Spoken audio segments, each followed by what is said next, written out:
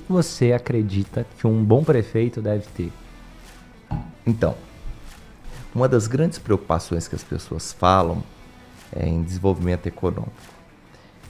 Eu saí para as ruas com a ideia de pedir voto. Era essa a ideia, nós vamos sair para as ruas para pedir voto. Mas eu percebi ao longo da caminhada que muito mais do que pedir voto, sair para as ruas numa campanha eleitoral é uma experiência de crescimento. E por que de crescimento? Porque eu vou conhecer a realidade do nosso povo.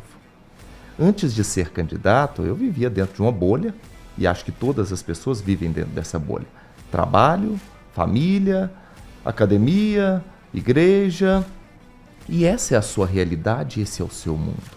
Quando eu saio para as ruas, eu começo a ir em lugares que eu não tinha hábito de ir, a visitar bairros que eu não tinha costume de ir e conhecer realidades que eu não conhecia antes. E eu começo a perceber, apesar de todos os avanços que Patos tem ao longo de sua história, que ainda existem muitas pessoas sofrendo. E aí o que eu acho que é mais relevante a se pensar do ponto de vista de gestão pública, de se tornar um bom gestor público? Estar aberto para a população, conhecer os anseios e problemas do povo, para que a gente possa dar a destinação dos recursos públicos para garantir a melhoria da vida das pessoas. Se eu não ouço, se eu me fecho dentro de um gabinete e eu não consigo ouvir as demandas da população, certamente as minhas ideias serão tão somente para aquilo que eu acredito que é relevante. Contudo, a gente tem que lembrar que os recursos públicos eles saem do bolso de todas as pessoas. E por mais que eu acredite que o ideal é isso ou aquilo, eu preciso considerar que esses recursos eles devem chegar para todos. Eles devem proporcionar melhorias na vida de todas as pessoas. Daqueles do bairro que eu não tinha costume de ir, os recursos têm que chegar lá. Precisa ter médico na unidade básica de saúde, a pessoa precisa ter acesso a uma vaga na creche, a família precisa colocar seus filhos na escola. A gente precisa muito pensar que os recursos públicos cheguem a todos. Do meu ponto de vista, a principal qualidade que um gestor público deve ter em mente o tempo todo durante a sua gestão é o cuidado com as pessoas, o foco em melhorar a vida das pessoas, para além de cidade.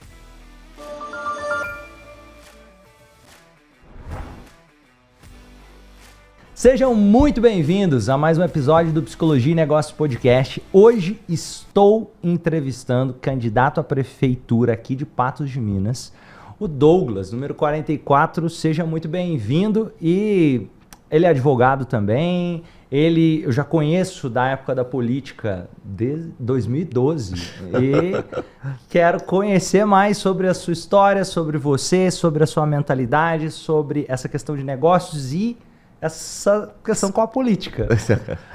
Olha, Romani, é um prazer para mim, muito obrigado pelo convite, fico muito feliz de poder estar aqui conversando um pouquinho com você aí no podcast Psicologia e Negócios. Obrigado.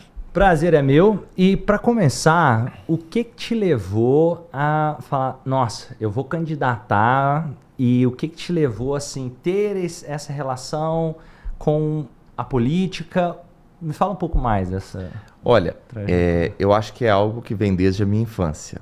Apesar da minha família não ter ninguém que tenha ocupado cargos políticos ou disputado eleições, eu atribuo a paixão que eu desenvolvi ao longo dos anos ao meu avô. Desde criança, o vovô sempre muito apaixonado, muito envolvido no debate político. E eu fui crescendo, e quando meus pais se separaram, eu estava com 13 anos, e aí a mamãe, eu e meu irmão, nós fomos morar com o vovô. E o vovô, apaixonado por política, lá no Areado tinha um boteco que se chamava Boteco do Paulo. E aí lá tinha, na época as campanhas eleitorais eram 90 dias, as pessoas sentavam 90 dias na porta desse boteco, falando de política dia e noite, discutindo, debatendo, fazendo brincadeiras. Era algo que me despertou muita paixão desde aquela época. E assim, a primeira eleição que eu me recordo com mais clareza é a eleição de 2000. E naquela época tinha um candidato a vereador lá na região, que era o Abílio Costa, ele até já faleceu, e ele passava lá no Areado, pegava o vovô, e eu vinha com o vovô e o Abílio Costa, todos os comícios que tinha, toda reunião que tinha aqui em Patos, eu vinha. Na época eu tinha 12, 13 anos, e eu acompanhando ali de perto. E eu venho nutrindo isso ao longo da vida, sempre tentando me envolver, atento aos debates, às discussões políticas da cidade. E aí depois eu venho para Patos, começo a faculdade, logo depois eu me formo e começo a advogar e sempre participando. Nunca deixei de estar atento ali às questões políticas de Patos de Minas. Logo depois eu tive aí a oportunidade, anunciaram um curso de gestão pública, uma pós-graduação em gestão pública da Universidade Federal de Uberlândia. Pensei, gente, tá aí uma oportunidade de eu me especializar, aprender um pouco mais, até porque eu gosto de política e se em algum momento surgir oportunidade, eu vir a ser candidato, eu já trarei uma bagagem aí de conhecimento, de aprendizado, para além da vivência, né? Eu fiz essa pós-graduação em gestão pública já pensando em algum momento ela pudesse me servir como bagagem aí, como formação para disputar algum cargo político. Quando foi em 2016, o meu avô estava com 87 anos e ele sempre meio que assim, não que diretamente, mas querendo que eu fosse candidato. E aí eu falei, gente, eu serei candidato a vereador em 2016. Mas o meu avô deu um câncer na época de registro das candidaturas, dali na época de escolher aí as chapas, e eu já estava, inclusive, decidido que eu seria candidato. E ele faleceu em maio, a escolha seria em junho, e aí realmente eu tirei aquilo de cabeça, eu falei, não é agora o momento, o vovô faleceu, vamos deixar isso para lá. E aí passou. Nós tivemos aí a eleição de 2000, foi passando-se aí o tempo, e esse ano surgiu o convite para eu ser candidato. Aí o que acontece? As pessoas, você planejou ser candidato esse ano? Não planejei. Participei de algumas reuniões, conversei, e até algumas pessoas falavam, Douglas, eu acho que você deve ser candidato, mas assim, algo muito informal, não tinha nada assim diretamente ou convite. O que acontece? Eu estava indo para Belo Horizonte, eu sou corredor, eu falei, eu corredor amador, mas eu ia representar o OAB aqui de Patos nos Jogos da Advocacia Mineira. E aí eu estava indo, toda a delegação aqui de Patos, estava indo no ônibus para Belo Horizonte, eu recebo uma ligação no ônibus. Douglas, onde você está? Eu falei, estou indo para Belo Horizonte. Nossa, que dia você volta? Era o Gabriel no telefone. Eu volto no domingo. Ele falou, nossa, nós estamos precisando de você aqui. Mas espera aí, daqui a pouco a gente liga. Passou ali um pouco, eu recebo outra ligação. Essa ligação era do pessoal que estava numa reunião do União Brasil, e aí começaram a falar, não, nós estamos aqui numa reunião, várias pessoas, nós conversamos e decidimos que você é o nosso candidato a prefeito. E eu levei assim, fiquei muito honrado com o convite, não dá para a gente menosprezar isso, afinal a gente fala... Uma prefeitura. E é uma cidade muito importante, são 160 mil pessoas, e assim, pessoas com muita qualificação e com condições de disputar. O simples fato de lembrarem do meu nome é motivo de muito orgulho, de muita satisfação. Mas não dava para eu responder ali de imediato, né? Aí que eu falei com eles, olha, eu fico muito feliz com o convite, mas eu preciso pensar. Passou o telefone para umas 10 pessoas. Fulano quer falar com você, fulano. Eu ouvi todas as pessoas, e aí depois, na hora que encerrou a ligação, eu confesso que eu fiquei extremamente assim, nervoso, tenso, porque não é uma decisão tão simples de se tomar. E começa a ter mais exposição. Sim, claro. E aí eu fui dormir e fiquei de dar a resposta no outro dia. Eu confesso que eu chorei bastante à noite, com a pressão de medo de tomar a decisão errada. E aí, dentre todas as coisas que as pessoas haviam me falado, quase todos os argumentos que me foram apresentados eram do ponto de vista de vaidade. Nossa, é um orgulho muito grande ser prefeito de Patos. Você vai carregar isso como currículo para sua vida, que não sei o quê, papapá. E aí eu fui pensar, eu carrego muito comigo a ideia de que a vida passa e que logo, logo seremos esquecidos e que eu não posso tomar decisões por vaidade. E aí eu pensei, gente, só por isso eu não posso aceitar esse convite. Se eu não pensar do ponto de vista de contribuir com alguma coisa para a minha comunidade, para a minha cidade, simplesmente pela vaidade de carregar o título de ter sido prefeito de Patos de Minas, isso não tem sentido nenhum. E outras coisas que foram ponderadas também por algumas pessoas, é a oportunidade que a gente tem de derrubar o atual prefeito, de recuperar a história das pessoas que passaram pelo poder. Eu pensei, gente, eu tenho o maior respeito por todas as pessoas que ocuparam cargos públicos em Patos, reconheço que todos eles contribuíram e contribuíram muito para que Patos fosse o que é hoje. Afinal, política é construção. Não dá para eu imaginar, por exemplo, que Patos é a cidade polo importante que é hoje, imaginar que apenas um prefeito fez tudo. Essa não é a realidade. Mas eu entendia que o meu papel não é esse de defender legado do passado. Reconheço, respeito a história de todas as pessoas, o trabalho de todas as pessoas que passaram pelo poder, mas eu acho que eu não preciso ser advogado dessas pessoas. E aí eu liguei no outro dia para dar a resposta e eu falei, olha, eu fiquei muito feliz, muito honrado, mas eu sinto que eu não sou o candidato que vocês buscam. E não sinto por quê? Porque estava querendo um candidato para defender legado de passado e para bater em prefeito. E eu realmente não quero pensar por esse lado. Como eu disse anteriormente, se não for para a gente pensar em contribuir com a cidade, não tinha sentido nenhum eu aceitar esse convite para ser candidato a prefeito. Nisso as pessoas falam, nossa, você não pode perder essa oportunidade, é oportunidade única, que não sei o quê, e vieram até com o cavalo está passando arriado na sua porta, você não quer montar. Eu falei, não, pode deixar esse cavalo embora, não vou montar nele não. E aí passou. Quando eu voltei no domingo, já encerrou os Jogos da Advocacia, na segunda-feira eu recebo uma ligação de um moço chamado Bruno. E aí ele falou, nossa, eu queria conversar com você. Eu falei, uai, estou à disposição, vamos conversar sim. Aí depois eu até fiquei tenso. Gente, eu falei que vou conversar com esse homem, não sei ninguém que é esse homem, como é que eu vou conversar com ele? Aí depois passou um pouquinho, ele mandou mensagem, eu esqueci de me apresentar.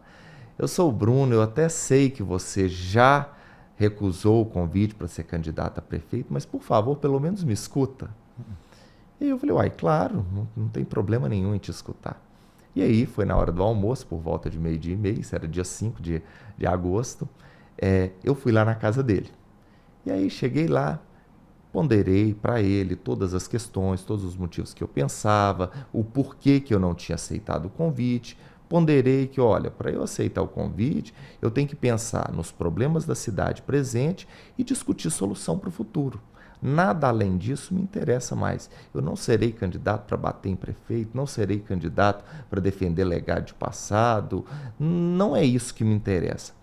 E o Bruno vai e vira para mim e fala assim, o candidato que a gente busca é exatamente esse perfil. A gente não quer um candidato para fazer campanha de simplesmente ataque ou simplesmente para defender legado de passado, não é isso que a gente quer.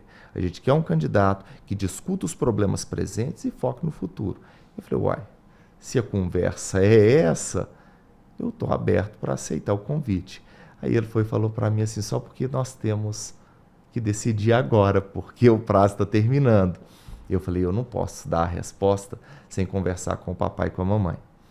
E aí ele falou, então vai lá conversar com eles. Eu peguei, o papai não tem telefone, ele mora na roça, e eu falei, eu vou lá no Areado conversar com ele. Peguei, entrei no carro, e aí na hora que eu entrei no carro, uma pressão gigantesca, um misto de ansiedade, de pressão, de emoção, sei lá. Eu sei que no caminho eu fui ouvindo música e correndo uma lágrima no canto do olho com o convite. Sei lá, eu não sei propriamente explicar qual o sentimento que passava na minha cabeça naquele momento. Cheguei no Areado. O papai, eu não tenho hábito de ir no Areado às segundas-feiras. Cheguei no Areado, o papai estava sentado lá num banco na casa dele. Eu cheguei lá. E o papai, uai, o que você está fazendo aqui dia de hoje? Você não costuma vir em dia de segunda-feira? Eu falei, papai, eu preciso pegar uma opinião com o senhor. E aí ele falou, uai, o que é? Eu Falei, eu fui convidado para ser candidato a prefeito. E ele falou assim, uai, assim, de última hora, o prazo está curto. Ele ponderou as dificuldades e dificuldades reais, né? E ele ponderou do ponto de vista de vencer a eleição realmente, porque nós teríamos aí 45 dias, então somente para fazer uma campanha e para virar e ganhar uma eleição em cima de um candidato que vinha sendo candidato único até então, né? E sendo candidato único, certamente naquela altura do campeonato, o Falcão teria 95%, era o único candidato, ninguém votaria contra. E é um desafio realmente muito grande. E o papai ponderou todas essas questões, mas no final ele falou comigo, filho, o que você decidiu, eu estou aqui para te ajudar, e se bem que é carro apertado é que canta, né? Eu falei, papai, eu vou decidir, amanhã o senhor fica sabendo se eu vou aceitar ou não. Passei no Areado, minha mãe estava lá com a vovó, aí eu conversei com a mamãe, e a mamãe veio bastante otimista. Ela falou assim, mamãe, a senhora acha que eu devo ser candidato? Aí ela foi responder, eu acho que sim. E eu falei, a senhora acha que eu vou ganhar? Ela falou, tem certeza que você vai ganhar a eleição. E aí é um incentivo que a gente precisa, as pessoas que a gente ama, as pessoas que a gente gosta, que tem o afago e proteção, dá essa mensagem otimista. Eu voltei do Areado, com certeza eu vou aceitar o desafio, eu vou aceitar essa missão. Cheguei aqui em Patos, procurei as pessoas que haviam me convidado, falei, eu vou aceitar o desafio.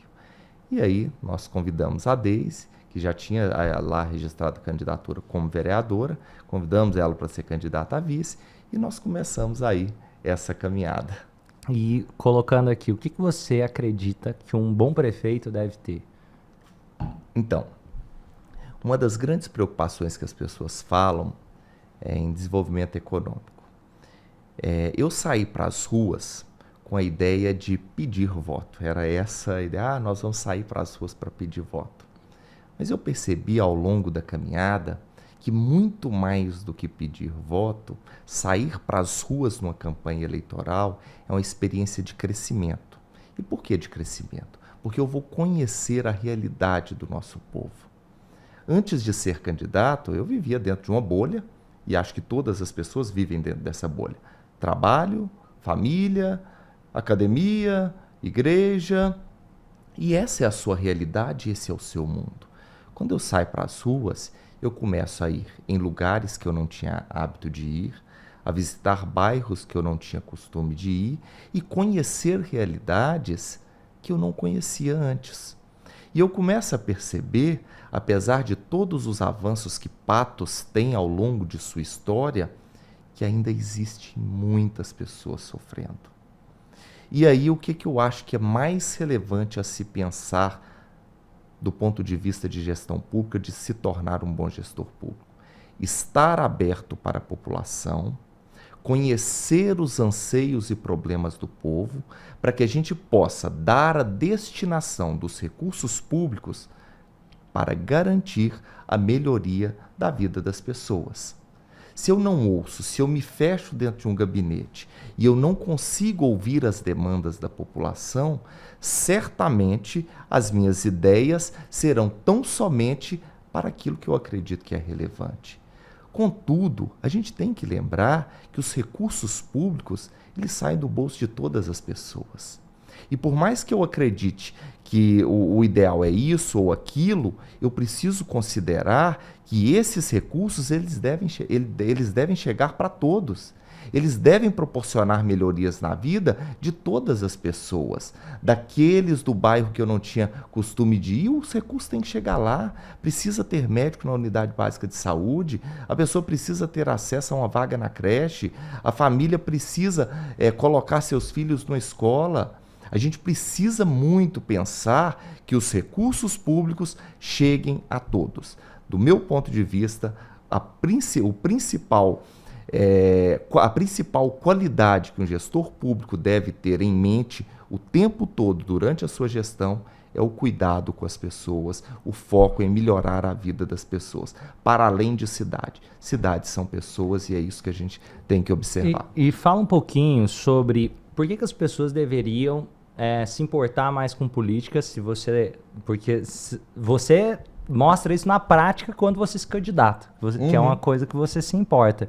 Mas tem, hoje no Brasil, exemplo, eu fiz uma enquete antes, e aí eu coloquei lá na enquete, você tem interesse em saber mais sobre política? Curiosamente, metade das pessoas fala que não tem o menor interesse, e a outra metade fala, não, quero saber mais e tal. Mas então existe muito essa divisão. Existe muitas pessoas que estão muito descrentes da política. E com razão. E fala um pouquinho sobre a sua visão em relação. O que acontece? Ao longo da história, a gente observa que política virou quase que sinônimo de mentira. Eu visitei o bairro Nossa Senhora Aparecida, é um bairro bastante carente aqui de Patos, e eu chegava em vários lugares e as pessoas absolutamente revoltadas, incomodadas. Político vem aqui só de 4 em 4 anos, enche a gente de promessas e depois desaparece, só volta aqui daqui 4 anos para pedir voto de novo. Um até virou para mim e falou assim, depois que ganha, eles desaparecem, parece que enfiam num buraco de tatu que nem o capeta acha eles. A sensação que as pessoas têm é que os políticos prometem muito e entregam muito pouco. E quando a gente observa a realidade, parece que falta muito compromisso com a sinceridade, compromisso com a verdade, porque os políticos, antes de entrarem, adotam um discurso muito bonito, conversa com as pessoas, prometem resolver isso, prometem resolver aquilo, e depois que passa, simplesmente esquece aquilo que foi dito, aquilo que foi prometido para o povo e deixa de lado. E é natural que se você se sente traído, se você se sente enganado, você vai gerar um descrédito. E aí isso se espalha para toda a classe política. Porque muitas vezes as pessoas, não, é o deputado, é o vereador, é o candidato a prefeito que prometeu e não cumpriu. E aí as pessoas realmente deixam isso de lado e falam, eu não quero mais saber de política, eu estou descrente com política, não quero saber disso. Mas seria muito importante que as pessoas pensassem mais. Por quê? Porque as pessoas que gostam de política normalmente vão ocupar cargos e as pessoas que não se interessam vão ser administradas, dominadas pelas pessoas que se interessam. O ideal, quando a gente pensa do ponto de vista de democracia, é alternância de poder e espaço para todos. Todas as pessoas que tiverem interesse, que gostarem de política, devem ter oportunidade de colocar seu nome à apreciação.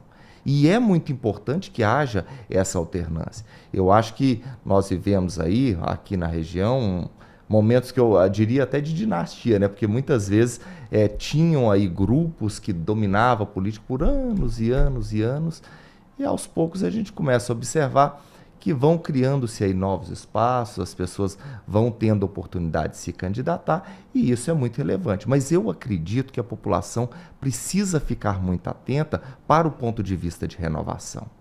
Sempre renovar. Porque não adianta eu criticar, por exemplo, o coronelismo do passado e criar novos coronéis. Não muda nada, não importa se houve coronelismo no passado e agora seja velho ou novo, o que importa é que a gente não pode criar novos coronéis ou mesmo trazer essa cultura de coronelismo de volta para a gente. Há democracia, a gente precisa que as pessoas tenham oportunidade, que alternem o poder, isso é muito relevante para o crescimento, para a evolução. E é como eu disse no início, Patos de Minas são 160 mil pessoas, tem muita gente boa com condições de contribuir para o desenvolvimento, para o crescimento da nossa cidade. É preciso que todas as mentes brilhantes do nosso município que se interessem por política tenham a oportunidade de dar a sua contribuição, que possam oferecer um pouco de si para o crescimento da nossa cidade, para melhorar a vida das pessoas. Isso é muito relevante. E a democracia permite isso. Quando a gente fala de política, para mim, o mais relevante é lembrar aí de democracia, de espaço para todos, de alternância de poder. São valores que para mim são muito caros e muito importantes. Uma coisa que me chama atenção, por exemplo, você disse, olha, visitando locais mais carentes, as pessoas vêm de 4 em 4 anos. Tem também o lado da visão. Muita gente, infelizmente, espera que é o político que vai mudar a vida dela. Sim. Sem a noção. E o problema disso, por outro lado, é que existe muito a ligação, a associação de pessoas, principalmente pessoas mais carentes, a política ou assistencialismo como sendo só assistencialismo, se esquecendo da parte da gestão pública, que é onde realmente vai fazer grande diferença. Um exemplo, vamos fazer uma creche ali, fazer essa creche funcionar, às vezes isso vale muito mais do que dar uma cesta básica. Claro, sem dúvida.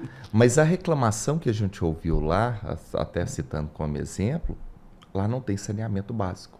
O esgoto cai direto no rio. Lá não tem coleta de lixo. Lá não tem varreção de rua. São serviços públicos básicos que não chegam àquela comunidade. Não é um ponto lá, ninguém chegou para mim e falou, não, nós queremos, sei lá, uma bolsa, uma cesta básica, um saco de cimento, nada, ninguém falou absolutamente nada disso lá para a gente. As pessoas estão cobrando serviços básicos que o poder público não oferece para aquela comunidade. E não só ali, nós tivemos em outros bairros também que ficaram esquecidos. Nós visitamos o São José Operário e lá as ruas ainda são de broquete. É algo já de muitos e muitos anos que foram feitas aquelas ruas. E lá tem um problema muito grave, porque é uma ladeira, as ruas são de broquetes, absorvem água e o que acontece? Gera muita umidade nas casas, que são construídas rente aí aos barrancos.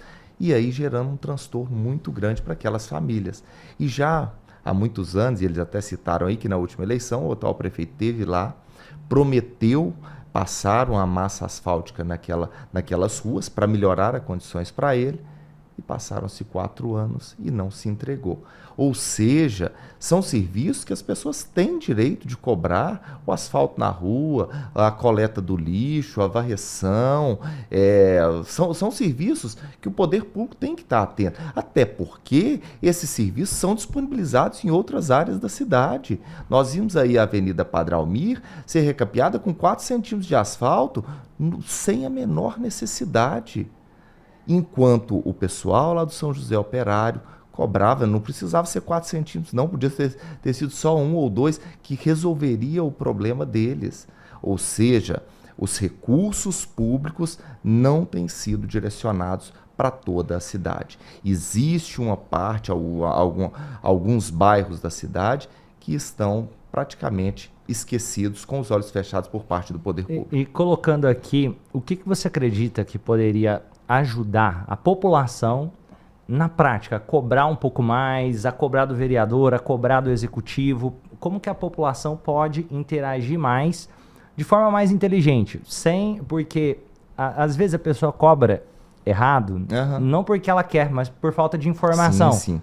Errado que eu digo existe aquela pessoa que está cobrando para alguém pagar a conta de luz dela. Sim. Existe Isso não é uma cobrança justa, ela não é correta. Né? Ela não é correta, mas existe essa pessoa que pode tem essa percepção. Sim. Tem essa percepção. E tem aquela pessoa que tem, vou colocar, um buraco enorme na frente lá da casa da rua dela, que aquele buraco fica lá por meses e meses. E ela não consegue ter uma via, um meio de comunicação que ela possa cobrar do poder público. Fala um pouco sobre isso. Mas o que acontece? Nós temos aqui, eu tive a oportunidade de ser ouvidor-geral do município, e nós tínhamos uma sala lá na prefeitura que a gente atendia todas as pessoas. Eu acho que a forma mais fácil que a gente tem é criar mecanismos fáceis e ágeis para que as pessoas possam se comunicar com o poder público. A gente sabe que vem aí implementando meios eletrônicos através da internet, com aplicativos, mas esses aplicativos, seja através da internet ou mesmo pessoalmente na prefeitura, tem que ser fácil. Eu conversava com a senhora hoje de manhã ali na porta do Itaú, e ela falou assim, não, a gente chega na prefeitura, se a gente quiser falar com o prefeito, a gente fala com a secretária, que manda para outra secretária, que manda para outra, quando chega lá em cima, não, o prefeito só pode te atender dali 1 semana ou 2 semanas. A pessoa não consegue ter voz, ela não consegue se comunicar com o poder público. Eu falei com ela, olha, o meu objetivo é que a gente mantenha a prefeitura com as portas abertas para o povo. Eu não estou dizendo que eu vou resolver todos os problemas. Eu não sei a demanda que você vai trazer para mim, mas o mínimo que eu preciso é te ouvir. Eu preciso que você me conte quais são as demandas, porque se eu conheço as demandas do povo, eu tenho condições muito melhores de direcionar os recursos que saem do bolso do povo para que cheguem de maneira eficiente através de melhorias para toda a comunidade. E colocando aqui, a comunidade, você trouxe essa ideia. Hoje, como que uma pessoa pode ficar mais atenta para cobrar do vereador, do prefeito, ou se envolver, quem está buscando querer entender um pouco mais de política, o que você traria de recomendação? Existem muitos meios. E aí o que acontece? Hoje a gente tem meios de comunicação, redes sociais, a prefeitura tem aí meios de comunicação, a gente precisa estar atento aos noticiários, porque existem muitos problemas por serem resolvidos. Eu vou até citar aqui uma questão. Nós temos aí o trânsito. Essa foi possivelmente uma das maiores reclamações que a gente ouviu aí no decorrer da nossa campanha. E com justificativa plausível. Nós tivemos, salvo engano, 9 mortes de agosto para cá, dentro do perímetro urbano. Há algo de errado. Não dá para se admitir que morram tantas pessoas dentro da cidade e isso seja considerado normal. Eu assisti aí o prefeito falando que a responsabilidade é dos motoristas imprudentes. Sinceramente, eu acho que eu não posso terceirizar a responsabilidade somente para os motoristas imprudentes. E por que eu não posso fazer isso? Porque existem outras pessoas que não são imprudentes e que estão no trânsito. Existem pessoas que estão cruzando as vias caminhando, existem motoristas que estão respeitando a sinalização e que podem ser vítimas de acidente. Se eu identifico que existe um problema, ao invés de simplesmente terceirizar a responsabilidade, eu preciso trazer para o poder público essa responsabilidade e buscar soluções. Olha, o motorista é imprudente. É esse o motivo aí da maioria dos acidentes. Mas o que o poder público pode fazer para resolver esse problema? Como que o poder público deve agir para resolver esse problema? A sinalização tá boa? Tá, ok. Então não é esse o problema de sinalização. A gente precisa, então, partir para o ponto de campanhas educativas, por exemplo. Vamos procurar educar esses motoristas. Não é suficiente. Vamos aumentar a fiscalização. O que eu não posso é ficar de braços cruzados, enxergando tantas pessoas morrerem todos os dias, gerando insegurança para o nosso trânsito e colocando em risco a vida das pessoas. Às vezes, principalmente, eu percebo motos, às vezes passa no sinal vermelho. Sim. E por ser uma moto, às vezes até o fiscal pode estar perto, mas às vezes releva, porque pensa, é um motoqueiro, não vou fazer nenhum tipo de multa ali. Aqui no centro, nossa, quantas vezes? Sinal vermelho é algo muito grave. Mas a gente precisa pensar em meios para a gente desestimular esse motorista imprudente de infringir as regras de trânsito. E às vezes até o carro, né? Vou colocar. Porque é o mesmo motorista. Às vezes ele está usando uma moto, às vezes ele está... Colocando. A diferença é que quando a moto, geralmente o acidente é mais grave. Sim. E colocando aqui, o que você pretende colocar como princípios, estratégias na sua gestão, caso eleito? Olha, tem muitos pontos que eu considero como norteadores aí para uma gestão, mas o principal ponto, fazer uma gestão eficiente, e aí quando eu digo eficiente, é garantir gastar o mínimo, gerando o máximo de retorno para a população.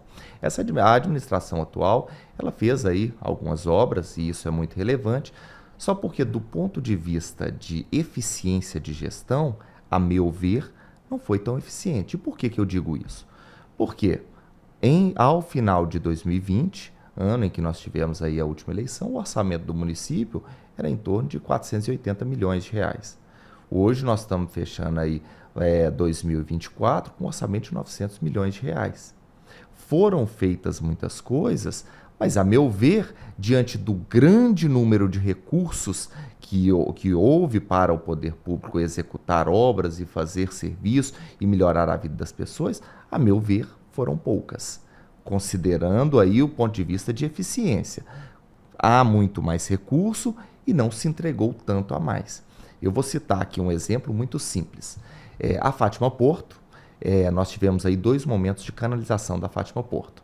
Em 2012, 2012 não, acho, salvo engano, começou em 2010 a primeira etapa de canalização.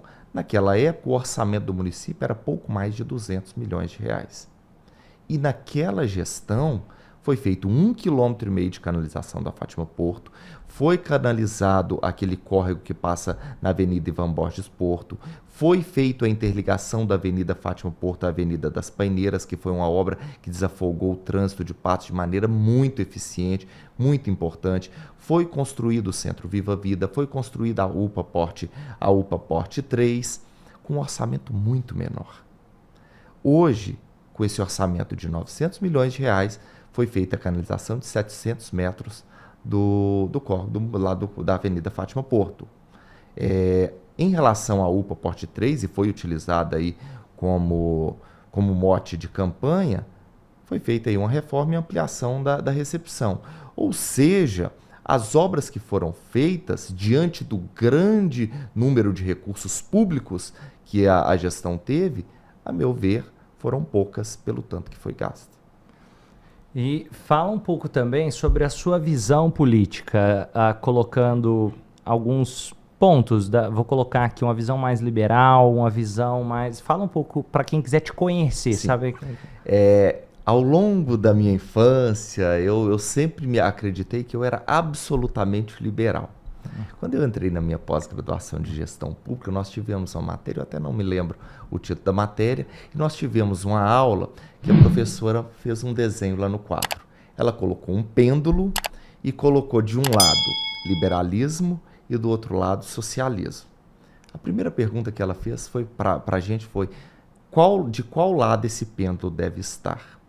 Eu imediatamente corri e respondi: do lado do liberalismo. Eu sou liberal, eu filiei no Partido da Frente Liberal, eu sou... E aí, meio que assim, ela falou algumas coisas, tentou justificar, e eu meio resistente, porque eu já tinha uma posição que eu queria me defender e acreditar que eu não estava errado. Mas ao longo dos anos eu comecei a perceber, principalmente observando a história, que não há um momento que deve ser muito certo, só ser socialista ou ser só liberal. Deixa eu citar aqui um exemplo. Existem momentos na história que políticas liberais não resolvem um problema. Nós tivemos aí a pandemia, e aí o que acontece? Nas políticas liberais, a gente reduz o poder do Estado e passa para o mercado toda a responsabilidade de garantir o desenvolvimento socioeconômico do país. Só porque, o que acontece? A gente vem com a pandemia, o mercado retrai, isso é algo natural, reduz vendas, as lojas têm que ficar fechadas. Como que eu vou terceirizar a responsabilidade para o mercado naquele momento? E aí, o Bolsonaro foi um presidente aí com ideais liberais, adota políticas absolutamente socialistas, que é o auxílio emergencial. São políticas sociais, mas são muito importantes. Não dá para eu imaginar, por exemplo, que naquele momento uma política absolutamente liberal resolvesse o problema. E aí sim era importante pensar em políticas sociais para a gente permitir que as pessoas sobrevivessem aí à pandemia. É muito importante a gente pensar. Mas existem outros momentos, por exemplo, vamos imaginar aí, ao longo da ditadura foram criadas várias empresas públicas, e essas empresas tinham como objetivo fomentar o mercado, porque não tinham os investidores interessados em investir no Brasil. O que os presidentes entenderam? Não, se não tem investidores interessados, nós vamos criar empresas públicas para a gente estimular aí o crescimento econômico do país. E houve aí um boom de crescimento na década de 70, o Brasil cresceu aí a passos largos, né? Através de investimentos do poder público. Só que o que acontece? À medida que o mercado vai se fortalecendo, o poder público tem que se retrair. E por que ele precisa se retrair? Para garantir o livre mercado. Porque normalmente as empresas privadas têm uma maior dificuldade de competir com a empresa do setor público, porque elas têm os recursos do Tesouro Nacional e há aí uma dificuldade maior de competição. A empresa privada ela é obrigada a dar lucro, senão ela quebra. Sim. E aí o que acontece? À medida que a gente observa que o mercado começa a caminhar, Eu acredito que o Estado tem que retrair para permitir aí o livre mercado e garantir que as empresas possam se desenvolver e garantir aí geração de emprego, crescimento econômico, geração de tributos, que tudo isso contribui para o desenvolvimento socioeconômico do país. Deixa eu beber água. Olha, eu gostei muito desse raciocínio, inclusive me trouxe aprendizados, refletir assim sobre essa sua fala, e colocando aqui, tem uma fala que eu gosto de trazer, que é o seguinte: às vezes a gente pensa em políticas sociais pensando muito assim, se eu vou para o lado socialista é onde eu vou fazer as políticas sociais. Só que também é possível fazer isso para um lado liberal. Claro. E nem todo mundo consegue compreender isso também. O objetivo final, seja do socialismo ou do liberalismo, é desenvolvimento socioeconômico. A forma de se fazer é que se dá de maneira diferente. Uma pensa no livre mercado, que o mercado consegue caminhar sozinho e consegue garantir o desenvolvimento socioeconômico, e outro pensa que o Estado deve ser a mão que traz esse desenvolvimento. Mas é aí que eu digo, como eu já raciocinei antes, que há momentos na história que um ou outro são relevantes. Não adianta eu imaginar, por exemplo, que eu vou chegar, por exemplo, em um país absolutamente pobre, com bastante dificuldade, e que uma empresa vai chegar lá, vai gerar emprego, vai garantir o desenvolvimento imediato daquele país. Há algumas situações que o Estado precisa contribuir para isso. Há pessoas, e muitas pessoas, que vão precisar do auxílio, que vão precisar de um Bolsa Família. O perigo é, se eu criar tantas políticas sociais ao ponto de deixar as pessoas mancas... Desestimular. Esse é um problema. Que aí vira um problema mercadológico. Sim. Porque aí o emprego fica mais difícil. A assistência social, ela deve estar aliada a uma preocupação do poder público em gerar oportunidades de trabalho para as pessoas. A pessoa não pode simplesmente se acomodar em sobreviver de assistência social do poder público. Naquele momento em que ela passa por uma dificuldade, e aí eu cito como exemplo exitoso o auxílio emergencial, porque ele era muito importante naquele momento, mas eu não posso fazer com que aquilo se torne ad eterno e a pessoa nunca mais vá trabalhar, porque ela depende, quer sobreviver somente desse auxílio do poder público. Eu preciso pensar em qualificação, em oportunidade de emprego, e se naquele momento a pessoa passa por uma dificuldade e não tem qualquer oportunidade de encontrar esse trabalho ou de subsistência, o Estado deve acolher num primeiro momento, mas com foco em inseri-la no mercado de trabalho para que ela possa se sustentar de maneira sozinha. Eu às vezes fico pensando sobre essas questões, assim, lógico que tem um auxílio que é importante, mas trazendo algumas... Eu conheço pessoas que podem estar há anos recebendo auxílio e dificilmente vão pensar assim, nossa, mas se eu pegar um trabalho aqui, eu vou perder meu auxílio. E o tempo que eu tenho que trabalhar, que eu tenho que deslocar, talvez melhor continuar com o auxílio, fazendo um bico, alguma coisa ali, para não perder o auxílio, mas que eu consiga fazer... Mas eu acho que a gente entra num ponto de vista de psicologia, são crenças limitantes. Muitas vezes a gente passa por situações que a gente se apega muito à segurança. E aí as pessoas ficam com tanto medo do novo, que aí eu não posso, eu ganho só R$300, mas se eu perder os R$300, às vezes eu não consigo melhorar. E aí ela se trava e não consegue evoluir. Aí é um ponto de educação, de desenvolvimento, até daquela coisa. Eu estava conversando no episódio anterior com uma pessoa que trabalha com construção. Tem gente que fica servente e vai passar 30 anos ele é servente. De, às vezes, faltar humildade de perguntar para o pedreiro que está do lado dele, me ensina a construir um muro aqui, Mas você sabe que eu acho que a gente deve muito àquilo que a gente sobrevive dentro da nossa família, dentro dos lugares onde a gente frequenta, porque muitas vezes a gente convive com pessoas que nos limitam. Você não é capaz, você não consegue. E a pessoa começa a nutrir aquilo ali e começa a acreditar que ela é fraca, que ela é incapaz, que ela é impotente, e ela não consegue evoluir. Acreditar que você consegue é o primeiro passo. E quando a pessoa ela adota essa crença e ela percebe que ela é capaz, aí sim ela consegue caminhar.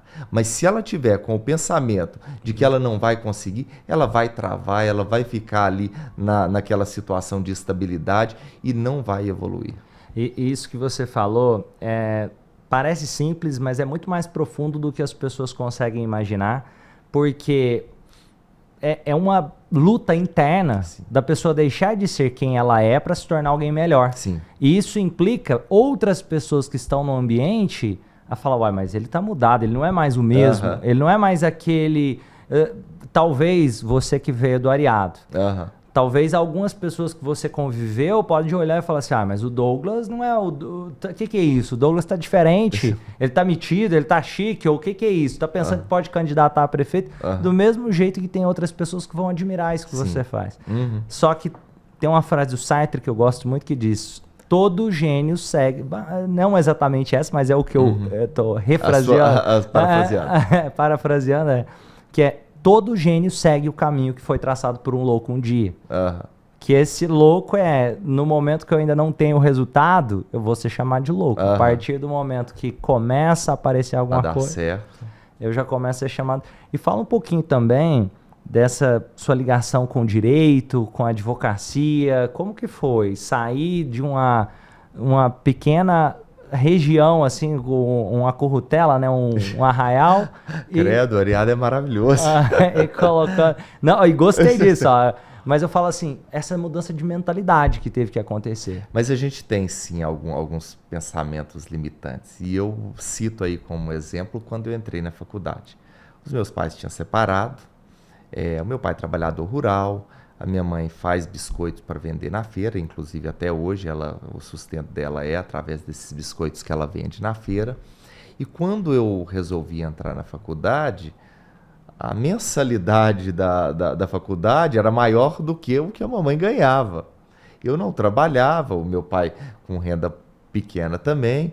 E aí quando eu fiz o vestibular, eu não pensei na hipótese de dar errado, não. Eu vou fazer, vou passar e vai dar certo. Eu sou bastante otimista com tudo aquilo que eu faço. E aí eu passei no vestibular. E aí algumas pessoas falam, não, você devia fazer um curso mais barato. Não que o curso de Direito fosse um curso caro, mas existiam alguns que eram mais baratos. E assim, as pessoas meio que colocando, não vai fazer, não. Às vezes você vai ter dificuldade para pagar. Eu não pensei nisso, não. Falei, vai dar certo. E aí eu passei no vestibular com a ideia de que eu fosse arrumar um emprego rápido. A mamãe tinha umas economias, ela pagou a minha matrícula, só porque o dinheiro dela dava só para matrícula. E aí passou janeiro, pagamos aí janeiro, e aí em fevereiro já estava assim, ó, eu ia falar um palavrão aqui, mas com aquilo na mão, de tão apertado que a gente estava, que eu pensei, gente, eu não tenho emprego ainda, como é que a gente vai pagar a faculdade? E aí, eu até lembro no dia 15 de fevereiro de 2005, eu recebo uma ligação me convidando para fazer um estágio. Eu tinha deixado currículo para todo lado para fazer estágio na Biblioteca João 23. E aí eu comecei a ganhar meu dinheiro, ele me ajudou aí a pagar a faculdade, e eu também tive sorte. Na época tinha um programa de desconto lá na faculdade, chamava FAFIEC. Eu acho que ele não existe mais, hoje deve ter outros, fazem muitos anos aí. E ele garantia aí desconto de metade do valor da mensalidade. Eu consegui esse FAFIEC e aí o mundo fluiu, né? Porque aí eu já estava ganhando meu dinheiro, a mamãe me ajudava e deu certo. Eu saí de lá e encaminhou. E olha que legal isso. Às vezes, percebe essa questão das crenças também. Às vezes a gente não enxerga a estrada inteira, mas eu consigo enxergar o próximo passo. E esse próximo passo pode ser, eu vou passar. Depois que eu passar, eu vejo. É isso. Eu li um livro há um tempo atrás que ele faz uma crítica à segurança. E aí ele até fala que segurança é morte, viver é estar em ambientes inseguros. A partir do momento que você está numa situação que você se sente seguro, você precisa dar o próximo passo, você não pode ficar parado, porque a vida só acontece quando você está em ambientes de insegurança. Você só vai conseguir evoluir, você só vai conseguir crescer quando você estiver inseguro. Você está seguro, você morreu. Aquilo ali acabou. Tem uma frase que eu falo muitos episódios, eu falo essa frase. É interessante que você citou isso daí, tem total relação. Que eu falo o seguinte, quem está pronto já morreu. Se você conversar com alguém, essa pessoa acha, eu já sei de tudo, tá tudo pronto, já não tem mais nada. Para evoluir, acabou, não tem mais sentido. Não tem mais. Mas a vida da gente, a gente nunca vai estar pronto. A gente vai chegar ao final e a gente vai saber, isso aqui do conhecimento da humanidade, a gente vai ter aprendido isso aqui, e isso é muito natural. Eu cito muito o exemplo do Sócrates, que foi um dos maiores pensadores aí da humanidade, e ao final da vida ele concluiu que nada sabia. Que dirá eu, que sou um simples ser humano, vou acreditar que eu sei tudo? Isso é uma bobagem e é muito curioso grande. que quando a gente vai se desenvolvendo, o adolescente às vezes acha que já sabe demais. E depois a gente vai, quanto mais aprende, mais, nossa, quanta coisa eu tenho para aprender e descobrir. Quando a gente começa a estudar, normalmente eu pego, por exemplo, um resumo de um livro. Aí eu leio o resumo e eu tenho a impressão que eu já conheço toda a história. Aí eu começo a ler o livro, aí eu começo a perceber que a história é muito maior, que eu tenho muito mais olhares daquilo que está escrito, que a história é muito além daquilo ali. Eu tenho um primo que ele escreveu uma história do meu avô. E aí eu fui ler a história, eu falei, mas Humberto, você não exagerou um pouquinho nisso aqui? Ele falou, não. A história é a visão de quem conta, e eu quero que a história do meu avô seja assim. E a verdade, a história é isso mesmo. Não adianta eu imaginar, por exemplo, que eu vou ler um livro que eu tenho conhecimento pleno daquilo ali, porque aquilo que eu li é apenas a visão daquele autor.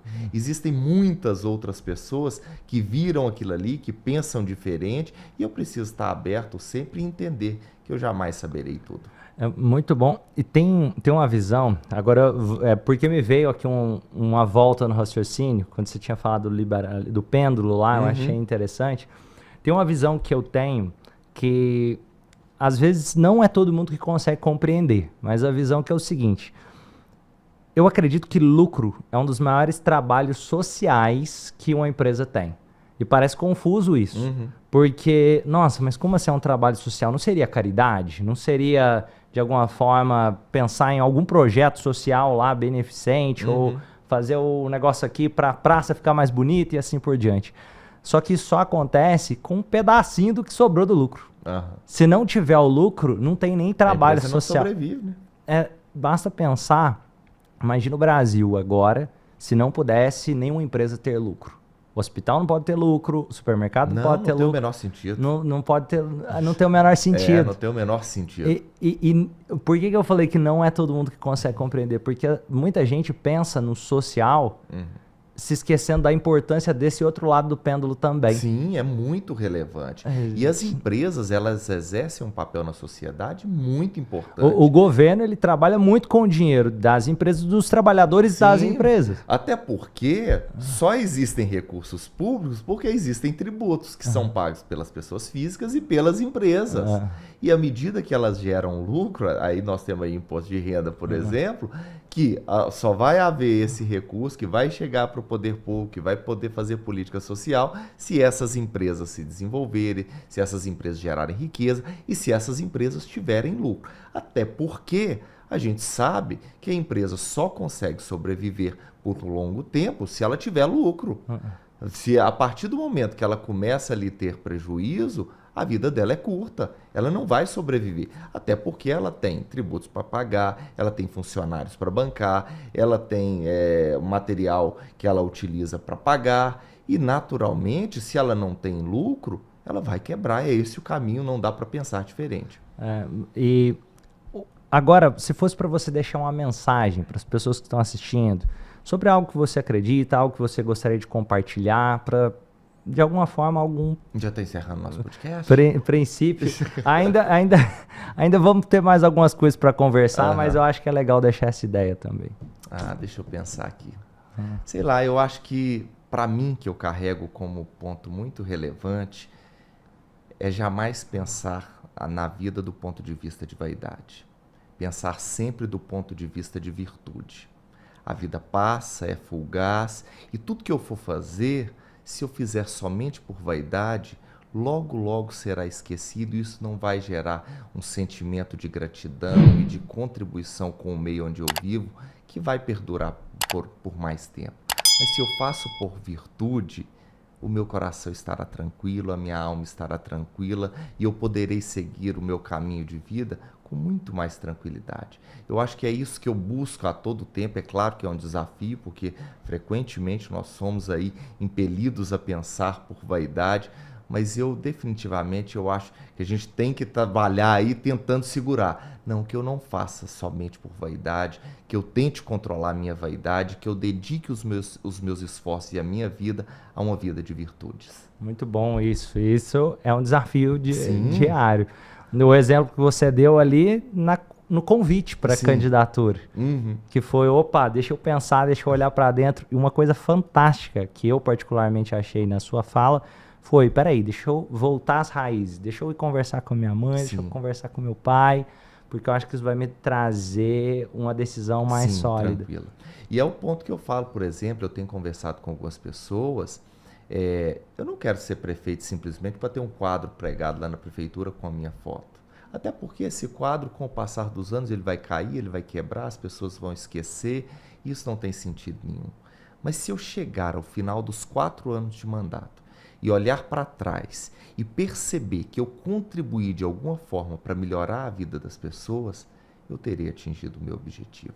Ainda que 1 ano depois do término do mandato, as pessoas sequer se lembrem de mim, mas se eu sentir que eu fiz o meu trabalho de maneira correta, que eu fui justo, que eu fui verdadeiro, que eu me coloquei a serviço da melhor forma possível, com todo o meu empenho, com todo o meu esforço, e que eu tenha contribuído de alguma forma para a cidade, eu teria atingido o meu objetivo, ainda que ninguém se lembre de mim 1 dia depois do final do mandato. E se fosse para colocar, o que são propósitos, comprometimentos, coisas que você vai se empenhar em fazer, caso ele... Eu acredito que a gente tem demandas, não que não tenha avanço, mas a gente tem hoje a questão da saúde pública.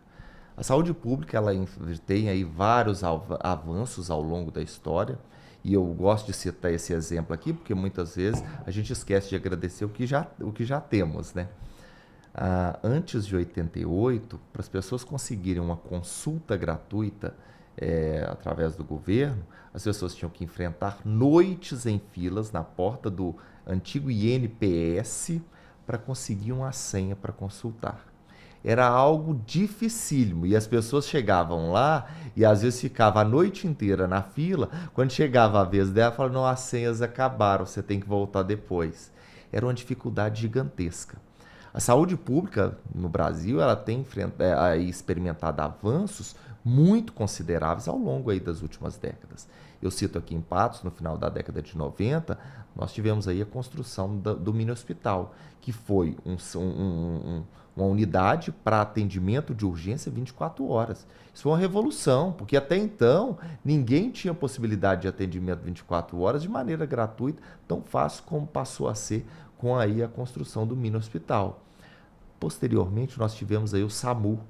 Era algo simples, mas o SAMU trouxe uma revolução, porque até então as pessoas iam para o hospital em carroceria de caminhonete, de qualquer jeito no banco de carros, tinha que sair pedindo carona, pelo amor de Deus, a pessoa está morrendo, está dando infarto, me ajuda. As pessoas sofriam muito. E aí vem o SAMU, que é um serviço público, as pessoas ligam no telefone, o SAMU sai correndo e busca as pessoas e leva para o hospital. É uma revolução muito grande e contribui muito. Eu lembrei aqui, meu pai contando uma história, que o rapaz machucou, levou uma enxadada, isso na época dele, né? Ele teve que levar a pessoa de trator. Sim, era algo muito difícil. A gente vem experimentando avanços ao longo da história. Depois nós tivemos aí a construção da UPA, que até já foi comentada anteriormente, que trouxe uma estrutura melhor. Nós tivemos aí a construção do Centro Viva Vida, clínica de especialidades. São todas construções que vêm contribuindo aí para a melhoria dos atendimentos. E hoje a gente tem aí unidades de saúde da família em praticamente todos os locais da cidade. Essa sua fala, sabe uma coisa legal que faz refletir? Faz pensar como o mundo, às vezes tem gente falando, o mundo está piorando. E aí quando a gente tem muita coisa melhorando. Muito. É só parar para pensar, para quem olha para o lado de que as coisas estão piores, vale lembrar que há 100 e poucos anos atrás, a escravidão era institucionalizada. É verdade. Então, eu acho que a sociedade tem evoluído. A gente tem ainda muitos desafios pela frente, é importante que a gente reconheça, porque a gente só vai buscar solução para problemas que a gente reconheça que existem, né? Se a gente, não existe problema, pronto. Aí tá pronto, já morreu. Aí pronto, já morreu. Mas eu gosto na minha vida, eu gosto de exercer gratidão praticamente todos os dias. O que eu tenho para agradecer? E aí, continuando aí a questão da saúde, nós tivemos aí as agentes de saúde, que algo que é muito relevante, porque hoje as pessoas vão nas casas das pessoas, marcam consultas, agendam exames, é um serviço muito bom. Só porque nós temos ainda muitas dificuldades em relação a atendimentos especializados aqui em Patos. A gente sabe que as pessoas conseguem aí marcar suas consultas na unidade de saúde da família, com o clínico geral, realizam ali os primeiros exames de maneira bastante fácil, só porque quando identifica que existe um problema de saúde mais grave que precisa de atendimento especializado, as pessoas entram aí numa labuta muito grande, porque há uma dificuldade em relação a ter médicos que façam esse tipo de atendimento. Eu encontrei com a senhora lá no Sebastião Amorim e ela me falava que estava 6 meses aguardando a consulta com o urologista, que ela já tinha feito os exames, mas não tinha como mostrar porque há uma dificuldade muito grande de ter aí esse médico especialista. Eu encontrei com outra senhora que está aguardando há 5 anos uma consulta oftalmológica, segundo ela. Há uma dificuldade muito grande de médicos especialistas. Eu identificando que existe esse problema, eu preciso buscar soluções. Qual é a solução? Trazer os médicos para o Sistema Único de Saúde. E aí o que eu preciso pensar? Existem esses médicos em Patos? Existem. Por que eles não querem ir para o Sistema Único de Saúde? O valor que paga é pouco. Existe possibilidade do poder público melhorar esse valor, complementar a tabela do SUS? Ou até fazer parceria com a universidade. Sim. E buscar realmente meios para que a gente possa garantir esse atendimento a essas pessoas. A gente sabe, a Santa Casa aí foi implementada aí nos últimos anos, tem aí se habilitado para serviço de especialidade, isso é muito relevante, e a gente precisa ter compromisso realmente aí para garantir que os recursos cheguem à Santa Casa, seja através dos pagamentos que são feitos pelo SUS, ou seja, aí com subvenções, buscando novos recursos, seja a nível estadual ou mesmo federal, para que tenha condições de garantir atendimento adequado às pessoas, que garantam dignidade e saúde realmente da maneira que se deve ao povo de Patos. Muito bom. E como que o pessoal faz para te encontrar, para saber mais do Douglas, conhecer mais seu trabalho, como advogado também, como... Eu vou passar 2 sites. Se quiser saber do Douglas Político, nós temos um site que tem bastante informações sobre a gente, que tem plano de governo e fala um pouco lá realmente daquilo que a gente pensa acerca de Patos. www.douglas44.com.br. Agora, se vocês querem saber um pouco mais sobre o Douglas advogado, é www.douglas.com. Lá tem bastante informação, tem algumas coisas relacionadas à biografia, algumas matérias que eu já escrevi acerca do direito, tem bastante informação lá. Muito bom. Douglas, foi um prazer enorme te receber aqui. Gostei de conhecer mais a sua história. Espero que você que está assistindo aí em casa também tenha gostado, que tenha tirado valor, aprendido algo novo ou de alguma forma passe a olhar para o mundo aqui um pouquinho, ampliando a visão. Tenho certeza que todo mundo sai melhor do que entrou depois desse bate-papo. Foi um prazer te receber. Olha, Romano, eu agradeço muito pelo espaço, pelo bate-papo agradável. Fiquei muito feliz de estar aqui com você e agradeço a todas as pessoas que nos acompanharam. Eu posso pedir voto? Não sei se pode. Eu vou aproveitar a oportunidade. Eu me dirijo aí às pessoas que nos acompanham no podcast. Eu sou candidato pela primeira vez. Se você é de Patos de Minas e ainda não se decidiu acerca de voto, está indeciso, pense no meu nome, nos dê um voto de confiança. Tenha certeza que o nosso compromisso é de muito trabalho, de muita seriedade, com foco realmente em trazer desenvolvimento econômico para a cidade, mas principalmente melhorar a vida das pessoas, que é o que mais importa. Muito obrigado, tenha um ótimo dia. Pessoal, quem quiser conhecer mais o trabalho do Douglas, vou deixar as redes sociais dele aqui. E se você não é inscrito no canal, lembra de se inscrever, deixar o gostei, deixa o seu comentário. E vamos juntos fazer desse mundo um lugar melhor, sendo uma pessoa melhor, se desenvolvendo, que é isso que eu acredito que transforma o mundo, quando a gente passa a nos transformar como pessoas. Muito obrigado, Douglas. Obrigadão, um abraço. Abraço.